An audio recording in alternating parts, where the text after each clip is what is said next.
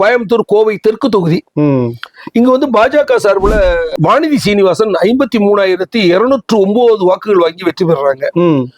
இங்க வந்து காங்கிரஸ் கட்சியின் சார்பில் வந்து மௌரியா ஜெயக்குமார்ங்கிறவரு 42,383 வாக்குகள் வாங்கி தோல்வி அடைகிறாரு. சரிங்க சார். அதிமுக கூட்டணி திமுக கூட்டணியை விட 10,826 வாக்குகள் வித்தியாசத்துல வந்து லீடு எடுத்திருக்கு. கோவை தெற்கு தொகுதியில பதிவான வாக்குகளின் விவரம்: திமுக கூட்டணி 61,929 வாக்குகள் வாங்கியிருக்கிறாங்க. சரிங்க சார். அதிமுக 19,044 வாக்குகள் வாங்கியிருக்கிறாங்க. சரிங்க சார். பாஜக 53,579 வாக்குகள் வாங்கியிருக்கிறாங்க. இந்த அதிமுக பாஜக வாங்கிய வாக்குகளை இணைத்து பார்த்தோம்னா 72,623 வாக்குகள் வருது. மக்களவை தேர்தலில் அதிமுக கூட்டணி 10,694 வாக்குகள் வந்து லீடு எடுத்திருக்காங்க. கோவை தெற்கு தொகுதி மீண்டும் அதிமுக கூட்டணிக்கு ஒரு வெற்றி வாய்ப்புள்ள தொகுதியாக தான் இருக்குது.